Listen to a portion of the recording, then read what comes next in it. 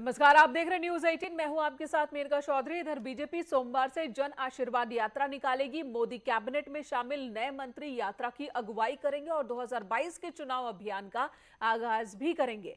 वहीं अखिलेश यादव ने नया नारा दिया है और सियासी बिसात बिछाने की कोशिश की है।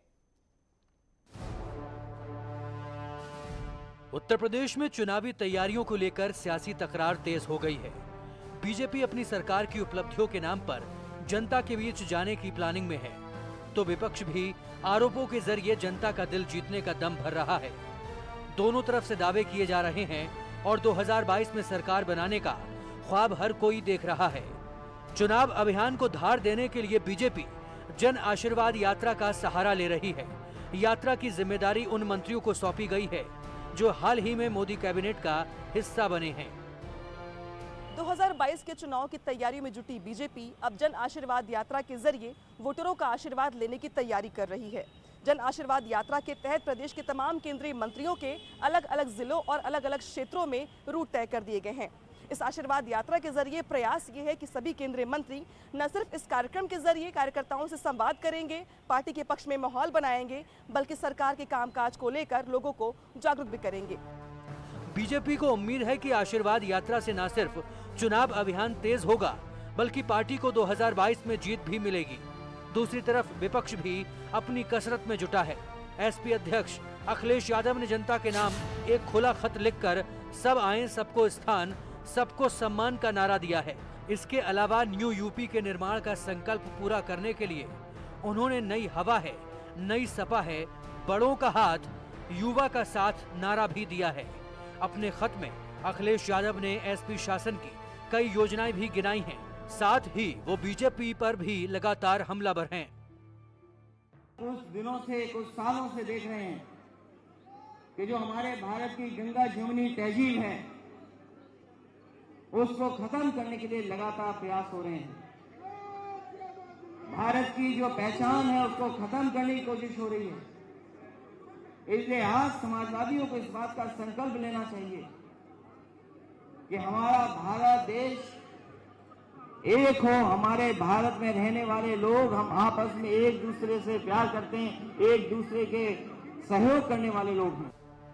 सत्ता पक्ष का अपना रोड मैप है और विपक्ष की अपनी तैयारी है, लिहाजा आरोप प्रत्यारोप और वार पलटवार का दौर भी जारी है। जहां तक अखिलेश यादव जी की बात है, वो तो देखिए उन्होंने कभी जमीन पे संघर्ष किया नहीं। 10 साल पहले मुलायम सिंह जी के कारण उनकी पार्टी को बहुमत मिला था 2012 में, और पूर्ण बहुमत होने के कारण उन्होंने अखिलेश यादव को सीधे मुख्यमंत्री बना दिया। तो उन्होंने तो आशीर्वाद लिया तो है नहीं किसी का, वो तो आशीर्वाद देने वाले लोग हैं। उनको ये बात समझ में नहीं आएगी कि जन आशीर्वाद का महत्व क्या है। चुनाव नजदीक है और चुनौतियां ज्यादा हैं, लिहाजा आने वाले दिनों में राजनीतिक दल जनता को साधने के लिए हर मुमकिन कोशिश करेंगे। इसके अलावा बयानबाजी भी हावी होती रहेगी, मगर जनता का आशीर्वाद किसे मिलेगा ये चुनाव के नतीजे ही बताएंगे। Bureau report, news 18। और अब बात स्टूडेंट्स की कर लेते हैं। कल से यूपी में कक्षा 9 से 12 तक के स्कूल खुलेंगे। स्कूल में न्यूज 18 की टीम भी पहुंची ये पता लगाने के लिए कि किस तरह के इंतजाम स्कूल खुलने से पहले किए गए हैं। यहाँ पर बच्चों को केवल 3 घंटे के लिए ही बुलाया जाएगा। 2 अलग अलग शिफ्ट में पढ़ाई होगी। पहली शिफ्ट सुबह 8 बजे से 11 बजे तक और दूसरी शिफ्ट 12 बजे से 3 बजे तक होगी। और साथ ही दोनों शिफ्ट के बीच में पूरे स्कूल को सैनिटाइज किया जाएगा। कोविड की दूसरी लहर के बाद 16 अगस्त से उत्तर प्रदेश के सभी स्कूलों को खोले जाने के आदेश दे दिए गए हैं। क्लास 9 से लेकर के 12th तक के बच्चों के लिए स्कूल खोले जा रहे हैं। स्कूल आधी क्षमता के साथ खोले जाएंगे, इस बात के दिशा निर्देश दिए गए हैं।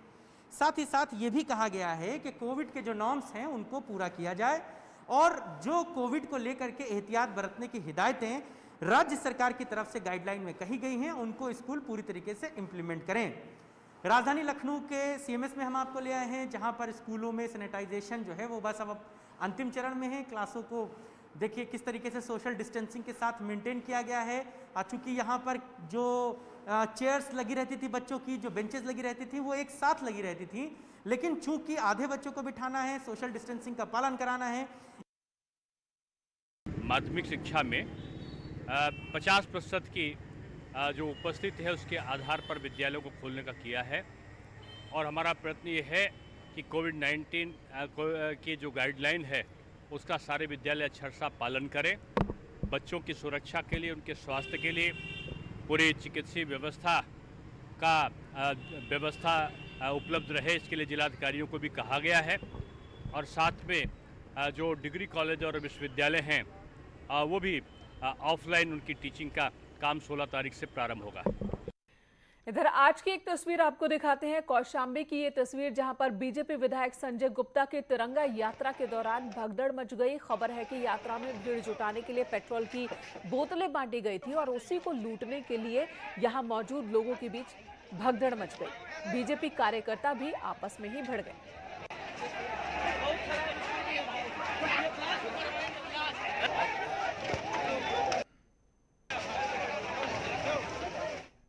इधर लखनऊ राजभवन में स्वतंत्रता दिवस के मौके पर हाई टी का आयोजन हुआ। कार्यक्रम में राज्यपाल आनंदीबेन पटेल, सीएम योगी आदित्यनाथ समेत दोनों डिप्टी सीएम ने शिरकत की।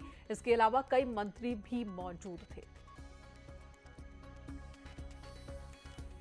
मथुरा में ऊर्जा मंत्री श्रीकांत शर्मा ने जिला अस्पताल में पुलिस चौकी और ऑक्सीजन प्लांट का उद्घाटन किया। मथुरा में 30 मैट्रिक टन से ज्यादा ऑक्सीजन के प्लांट स्थापित हो चुके हैं। अब तक मथुरा ऑक्सीजन में आत्मनिर्भर बन गया है, ये दावा। इस दौरान श्रीकांत शर्मा ने कहा कि कोरोना को लेकर सावधान रहना जरूरी है। ऑक्सीजन में की आपूर्ति को लेकर मथुरा आत्मनिर्भर रहे, ये पहले दिन से ही हमारा प्रयास था और इसमें हम लोग अब सफल हुए हैं। कोविड को परास्त करने में हमारे जितने भी मेडिकल स्टाफ है, हमारे प्रशासनिक अधिकारी हैं, हमारे सब ब्रजवासी हैं, सबका बहुत योगदान रहा है। और अब कोविड हमारे यहाँ प्रवेश ना करे, ये आने वाले समय में हमारे व्यवहार पर निर्भर करेगा। लखनऊ से बड़ी खबर, जामताड़ा के साइबर फ्रॉड गिरोह का सरगना प्रमोद उर्फ विजय मंडल और उसके साथी मंटू मंडल को पुलिस ने गिरफ्तार किया। यूपी की साइबर पुलिस ने कोलकाता से इनकी गिरफ्तारी की है। गिरोह के ऊपर 5 करोड़ रुपए से ज्यादा की साइबर ठगी का आरोप है। ये सभी सरकारी पेंशनर्स को निशाना बनाते थे।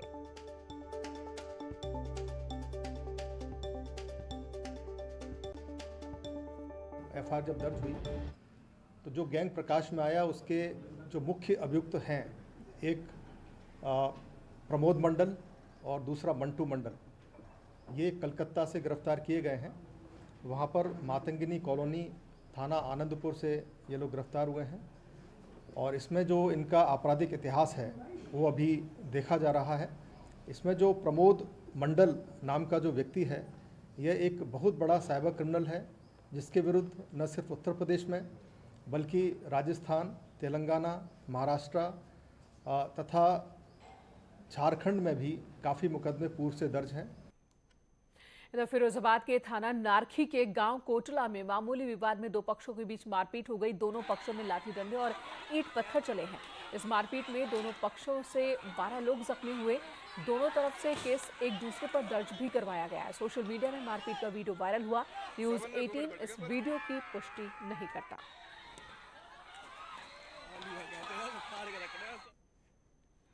उधर अफगानिस्तान में अब तालिबानी राज शुरू हो चुका है और अब तालिबान काबुल तक पहुंच चुका है। खबर यह भी है कि राष्ट्रपति पद से इस्तीफा देने के बाद मोहम्मद अशरफ गनी ने देश छोड़ दिया।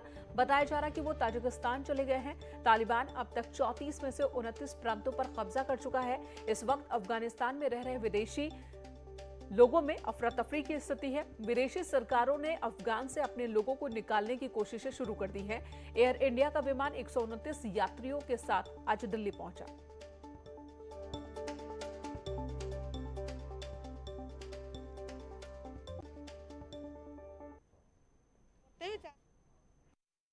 बट मोस्टली वहाँ पे स्टेबल ही है। जहाँ तक मैंने देखा है इट्स स्टेबल। काबुल में कोई फायरिंग वायरिंग कुछ नहीं चला। Forces have surrendered to the Taliban on a peaceful note. No, we were a little bit nervous whether we'll be able to get out or not because the tickets were not available, so we had to kind of... I can't believe the world abandoned Afghanistan. Our friends are going to get killed. They're going to kill us. Our women are not going to have any more rights. यहाँ एक break के लिए रुकेंगे, तुरंत लौटेंगे। आप बने रहे हमारे साथ।